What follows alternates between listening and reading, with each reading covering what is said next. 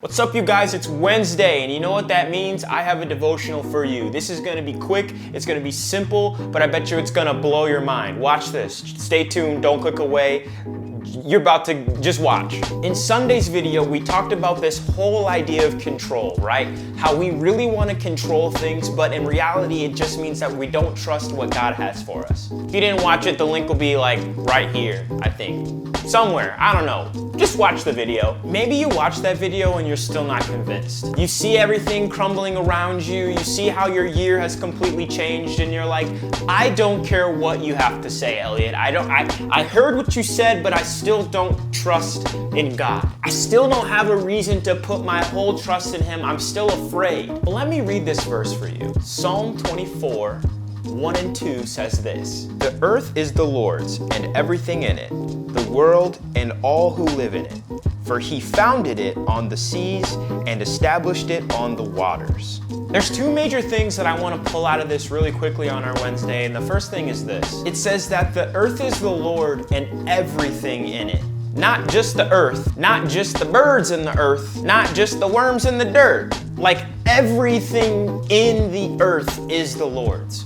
Everything on the earth, everything that inhabits the earth, the things that are around it, that's the Lord's. You have stuff, right? You have stuff that's in your room, stuff that's in your possession, things that you can call yours. Let me ask you this: how protective are you of your phone? Probably real protective, right? You got a passcode on there. If your mom needs to see your phone, you probably delete stuff right away, like there's stuff that you don't want people to see on there. We are incredibly protective of our phones, and that is just one of our possessions. Maybe you bought it and it was expensive. Maybe you just don't like when people touch your stuff because they'll lose it.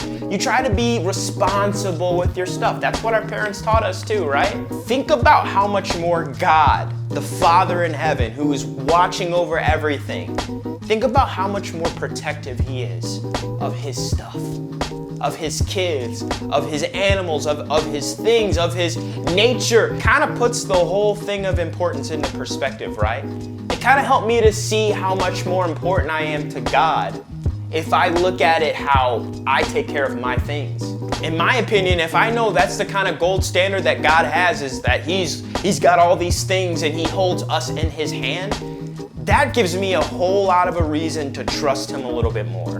The second thing that I want to point out is this. It's a little bit of a language arts lesson though, so bear with me. There's two words in here: founded and established.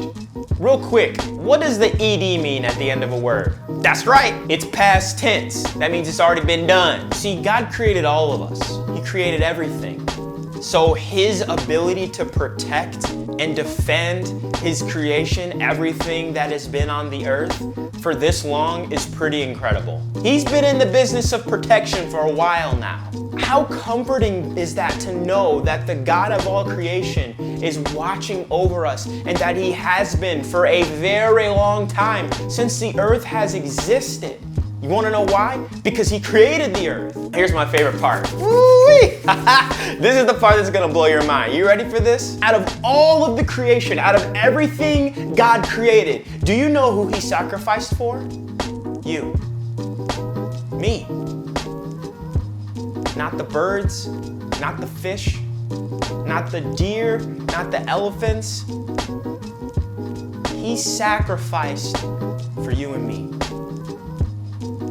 Out of all the time He spent crafting this beautiful earth for us to live on, spending time just diligently thinking about the way that He wanted each piece of earth to fit and to form, and where He wanted the waters to be placed, He didn't sacrifice for any of that. He sacrificed for you and for me. God sent His Son, Jesus Christ, Him in the flesh, to die anyway. Even though we have every single reason to trust wholeheartedly in the King of Kings, to believe that God has got our back, to believe that God has been watching over us and that He sees us and that He keeps us from falling, He keeps us from slipping, He still gives us the option, the opportunity to trust Him. He doesn't make us do anything. He doesn't make us trust Him. He gives us the option.